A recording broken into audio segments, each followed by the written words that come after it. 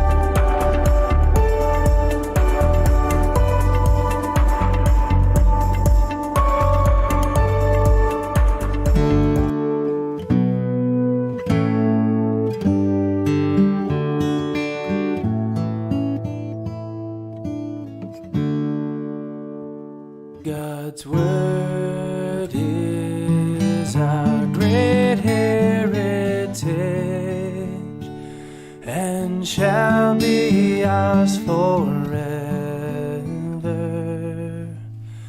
to spread its light from age to age, shall be our chief endeavor.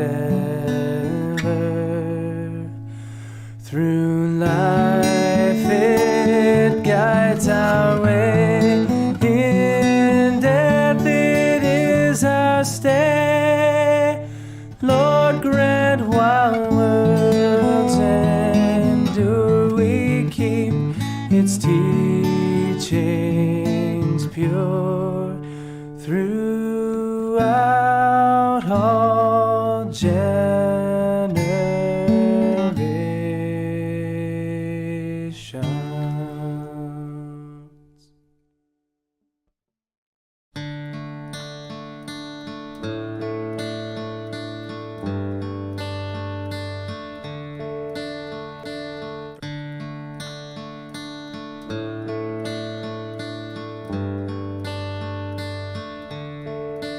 Brothers, sisters, let us gladly give to God our all, our best. Service hearty, thorough, honest, with a living love impressed. All our duty, all our striving, all our time to Him belong.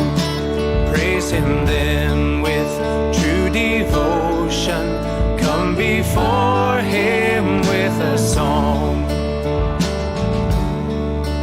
By His mercy, by His bounty, by the gift of Christ His Son, what great goodness He has shown us, what high marvels He has done. Let us to Him promptly, freely yield our bodies and our souls, thankful that His love protects us, that His wisdom all controls.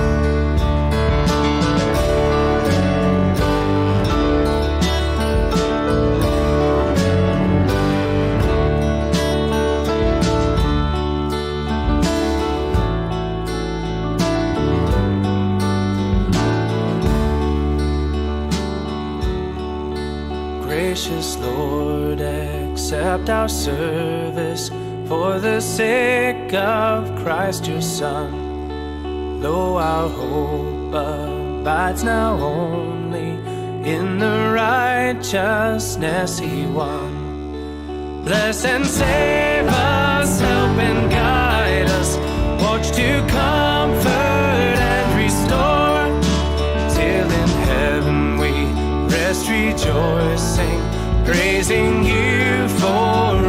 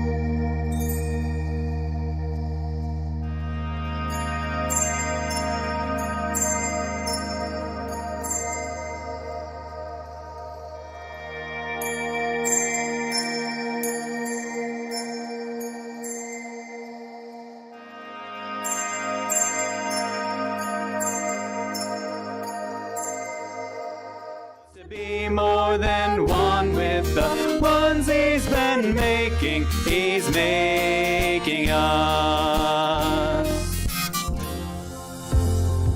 Welcome. It's great you're here. Please fill out your connection card and place it in the basket when you take off. Kids and adults will start the spotlight together. About 20 minutes in, the Trinity Kids logo will be displayed and a special time of learning and singing will begin in the lower level for any interested kids. The offering basket is primarily for mission partners to contribute sacrificially to the kingdom work happening in our midst. Our weekly gatherings are geared toward helping you worship, learn, and serve. In the next day or so, we will post new online digital content that will allow you to continue this kingdom work in your life beyond the weekend. We meet together during the week in people's homes so as not to do life alone. Using the online spotlight content at goodviewtrinity.org, you and your small group will grow as you worship, learn, and serve. Contact Garrett for more info. Search YouTube for our channel and watch Sunday Live, as well as previous spotlights. Feel free to ask Garrett about our Bible Basics course called Foundations, and our youth group's ministry to local preteens and teens, or with any other questions you have.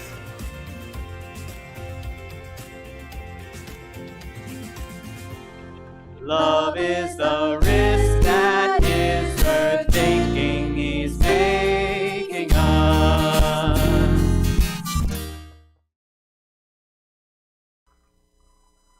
Morning. It's good to see you all and to be here with you at Goodview Trinity. We're going to be continuing in our series called Colossians, which has us taking a nice slow stroll through a single book of the Bible here. We've been doing this for a while, and that book that we've been having a slow walk through is, of course, called Colossians. Very good. Okay. And we'll follow along with the folder you grabbed on the way in, but everything is going to be up on the screens as well, as is our typical thing. And just really appreciate all the work that folks have put into making this come together this week and every week, and our efforts here to worship Jesus, to learn Jesus, as well as to serve Jesus. So we will begin right away with our first song. As you are able, please stand. The song is Heart of God. It's been a little while since we've done this song, maybe a couple months, but we did it a couple times back then. And so sing along as you're able, as it is a little bit newer. If you wanted to sit out this song and just listen, don't feel afraid to do that.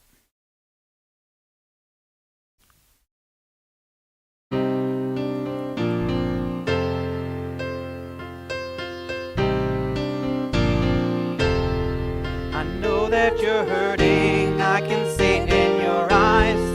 So pull back the curtain, take off your disguise. Whoever told you you ain't worth the fight? The cross tells a story that will change your mind. The cross tells a story that will change your mind. There's only love in the heart of God. No room for shame in His open arms. There's beauty from ashes, so come as you are. There's only love in the heart of God. Ooh,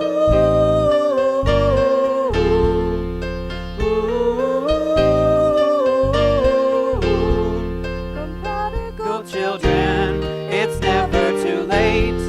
Run home to the Father, let Him clothe you with grace. Bury your burdens, break free from the fear. Step out of the shadows, there's no judgment here. Step out of the shadows, there's no judgment here. There's only love in the heart of God. No room for shame in His open arms. There's beauty from ashes, so come as you are. There's only love in the heart of God. Ooh.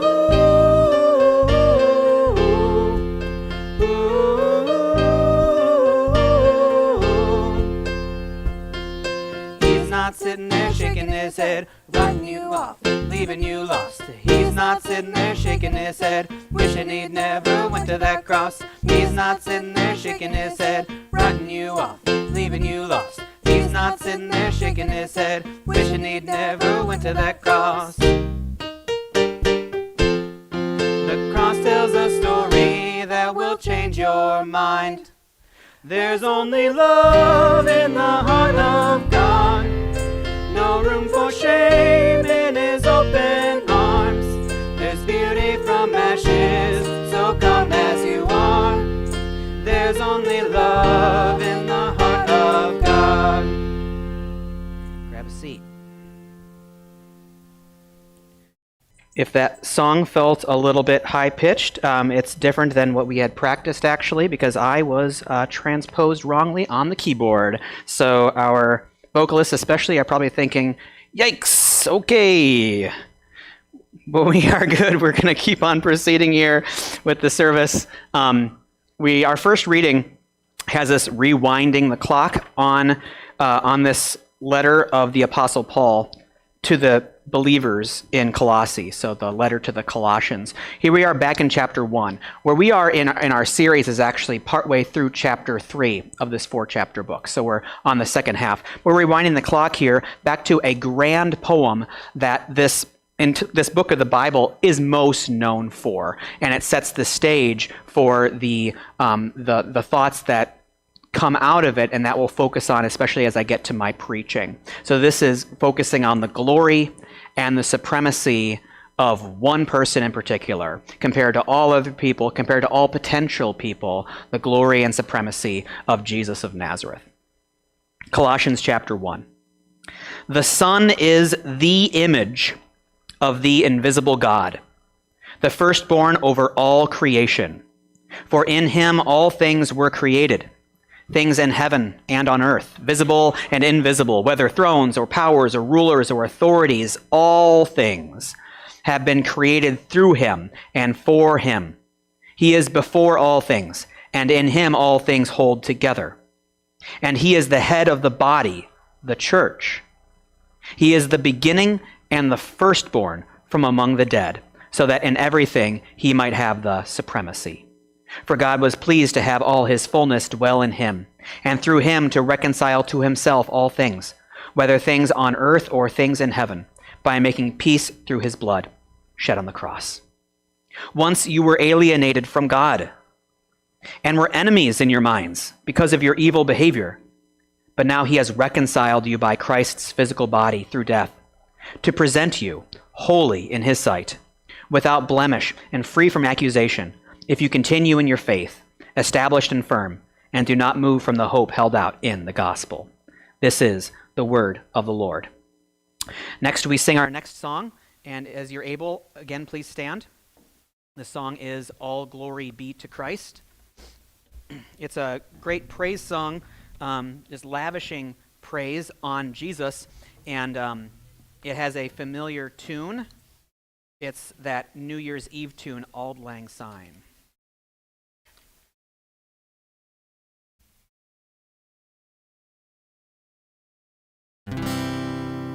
Should nothing of our efforts stand, no legacy survive, unless the Lord does raise the house, in vain its builders strive. To you who boast tomorrow's gain, tell me, what is your life? A mist that vanishes at dawn, all glory be to Christ. All glory be to Christ, our King. All glory be to Christ. His rule and reign will ever sing. All glory be to Christ. His will be done, his kingdom come on earth as is above. Who is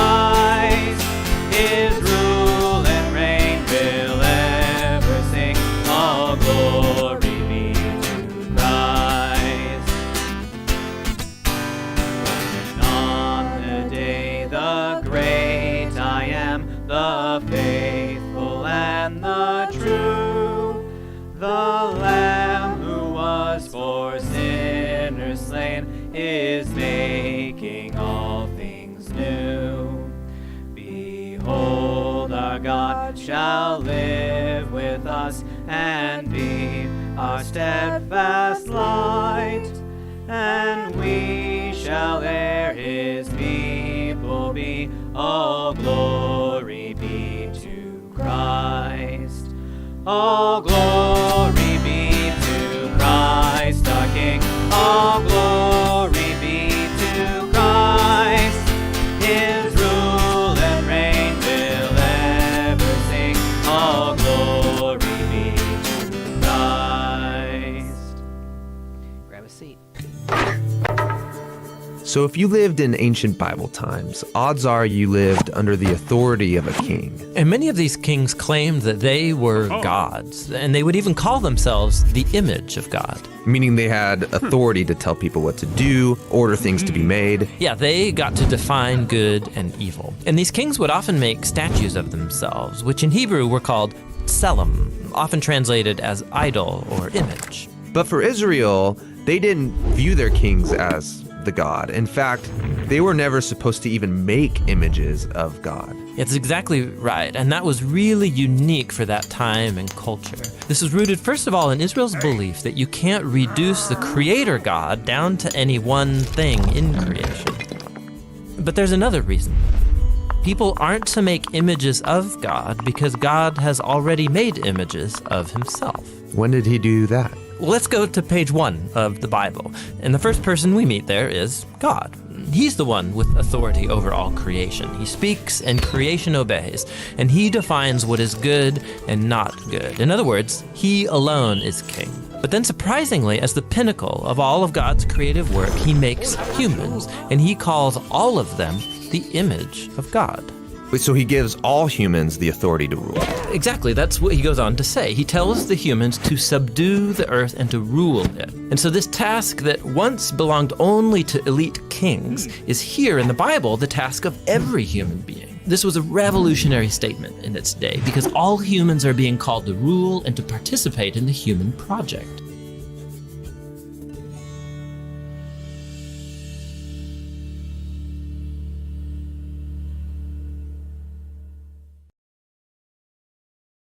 Going back to the beginning of the Bible, just as that video prompted us to do. So this is going to be the late part of Genesis chapter 1, and then going into Genesis chapter 2. And we have the opportunity to look at this reading with the help of a felt board and the images that were taken from this as told in a felt story. So I'll be advancing along with images as we look at Genesis 1:24 through 2 verse 3. This is then partway through the creation. Most of the days of creation have already elapsed, have happened, and here we are on the final day of creation.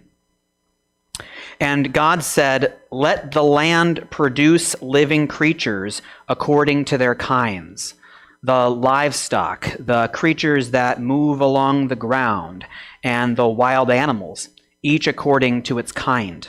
And it was so. God made the wild animals according to their kinds, the livestock according to their kinds, and all the creatures that move along the ground according to their kinds. And God saw that it was good. Then God said, "Let us make mankind in our image, in our likeness, so that they may rule over the fish in the sea and the birds in the sky, over the livestock and all the wild animals, and over all the creatures that move along the ground." So God created mankind in his own image. In the image of God he created them. Male and female he created them. God blessed them and said to them, "Be fruitful and increase in number. Fill the earth and subdue it. Rule over the fish in the sea and the birds in the sky, and over every living creature that moves on the ground." Then God said, "I give you every seed-bearing plant on the face of the whole earth, and every tree that has fruit with seed in it. They will be yours for food. And to all the beasts of the earth, and all the birds in the sky, and all the creatures that move along the ground, everything that has the breath of life in it, I give every green plant for food." And it was so. God saw all that he had made, and it was very good. And there was evening, and there was morning, the sixth day. Thus the heavens and the earth were completed in all their vast array. By the seventh day, God had finished the work he had been doing. So on the seventh day, he rested from all his work. Then God blessed the seventh day and made it holy, because on it he rested from all the work of creating that he had done. This is the word of the Lord. At this time, we have the opportunity to speak together a dialogue with a couple of dialogue helpers up here. So there are going to be parts, as you see here, that are highlighted there. That's for the congregation to speak in response to our dialogue helpers. And I'll speak those parts with you. So you and I have the highlighted portions, like where it starts with the word God. That's going to be us. Go ahead. Right up next to the microphone, please. At the beginning of time and space, God gave us a world. and God filled it with the useful, with granite, with gravity, with grapes, and God gave us minds and hands to engineer the granite, to probe the forces of gravity, to squeeze the grapes. At the beginning of time and space, God gave us a world. and God filled it with the beautiful, With marble, with molds, with marigolds, and God gave us compassion and imagination, to shape the marble into sculptures, the molds into medicines, the marigolds into tapestries of yellow and bronze. At the beginning of time and space, God gave us a world. God filled it with the comic, With croaking bullfrogs, with the buoyancy of water, with the duck-billed platypuses, and God gave us a sense of humor and different ways of seeing, in order to delight in the world. At the beginning of time and space, God gave us a world. God filled it with mystery, With living cells and dying stars, with black holes and the speed of light, with human beings, and God gave us dominion over the earth, to till it and to nurture it with curiosity and creativity. At the beginning of time and space, God gave us a world. In you, infinite God, we live and move and have our being. You have been our dwelling place throughout all generations. We are creatures of dust who return to dust. We are only mortals, mere transients in the world, Teach us to number our days, that we may gain a heart of wisdom. We need your guidance, everlasting God. You could condemn us with just cause. Because of our sin, you could consume us with your anger. You have showed us mortals what is good, We know what you require of us, to act justly, to love mercy, and to walk humbly. with you, our God. We often flee our rightful place in your creation. We confess that we exploit the gifts you place around us and dominate the richness of the natural order. Forgive our greedy grasping. That concludes our dialogue. We now continue on with a song, Trusting in Jesus for Salvation and Life. The song is called Precious Lord. As you are able, please stand.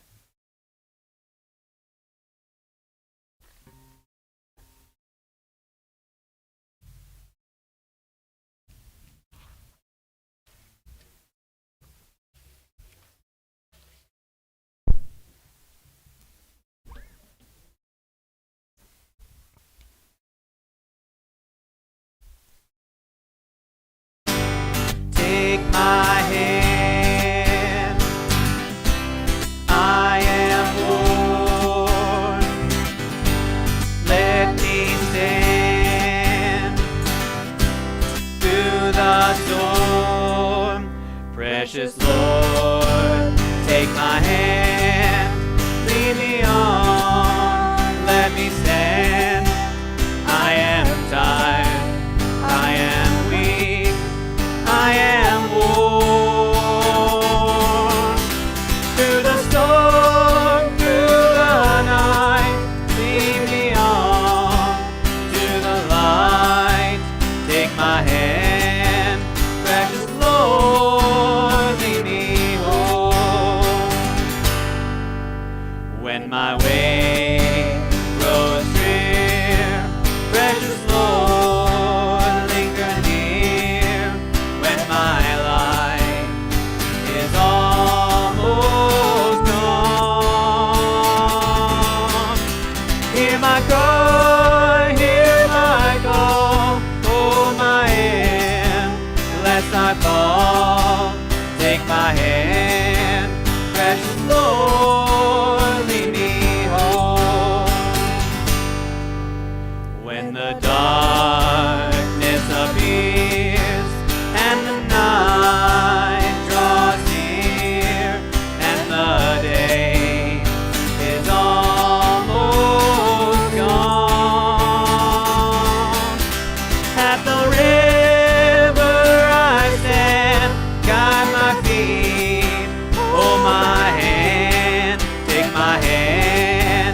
precious Lord, lead me home.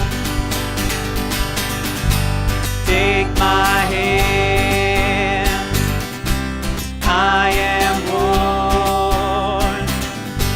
Let me stand through the storm. Grab a seat. The children can now head downstairs for Trinity Kids.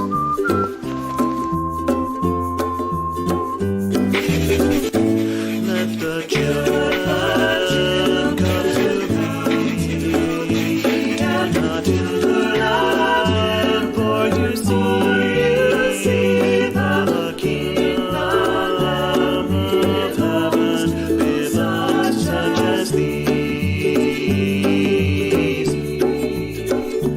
The kingdom of heaven with us such as these.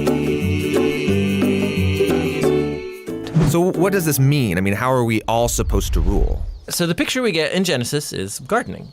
Gardening? Yes, gardening. So they rule the earth by cultivating it, by harnessing all of the earth's raw potential and then making something more and new out of it. So growing food for each other. Yes, but that also includes growing families then, which become neighborhoods, and then they create communities where people are going to work and take care of each other and build businesses and cities that will expand to new places and so on. So ruling is really the day-to-day acts of our work and creativity. Yes, we take the world somewhere. This is humanity's divine and sacred task. Yeah, and this all sounds really nice. And humans have designed some pretty great things. But just as often we create things that cause a lot of suffering and a lot of injustice. So maybe we shouldn't actually be ruling. Yeah, so the Bible addresses this. In Genesis, what happens is that God gives humans a choice about how they're going to rule. So are they going to use their authority for the benefit of others, which is God's definition of good, or are they going to turn away and define good and evil for themselves and use their authority for self-advantage? And in the story, they choose to define good and evil on their own terms. And so this is the Bible's depiction of the human condition. So sometimes we pull off amazingly good stuff, but just as often, despite our best intentions, we act selfishly and we create evil in the world. And so we're stuck as mediocre rulers making a mess of things. But that's not the end of the story. So the Bible goes on and it makes this claim that all of this was resolved when God bound himself to humanity through Jesus. And he showed us what it looks like to truly rule as a human. So what does it look like? Well, Jesus ruled by serving and by seeking the best for others, by putting himself underneath them and loving not just his friends, but also his enemies. And that's not a typical way to rule. And not only that, Jesus confronted the consequences of all of the evil and the death that we have created by our messed up ways of ruling. And he takes it. I mean, he lets it kill him. And so when the New Testament writers looked back to Jesus' resurrection, they see a whole new future opening up for all humanity. Jesus is a new way to be human. Yeah, that's why they call Jesus the image of God, or the new human.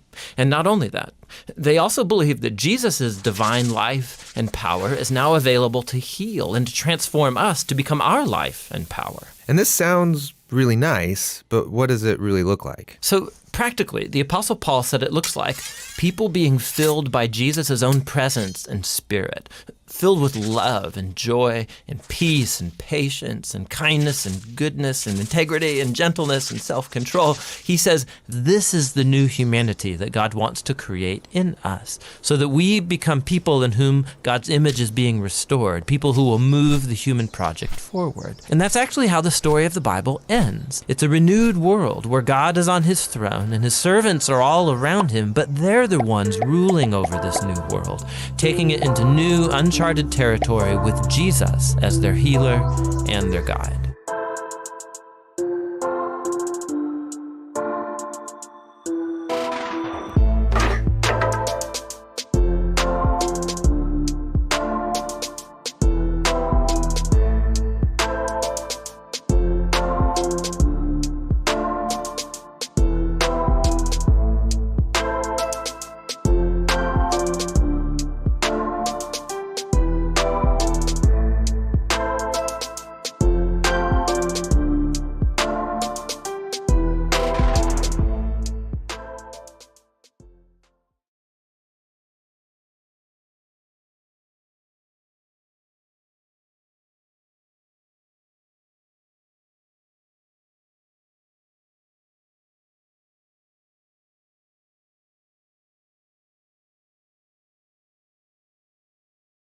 free person, able to do whatever he wanted to do. And nobody wants to go to a cross. Jesus didn't want the cross.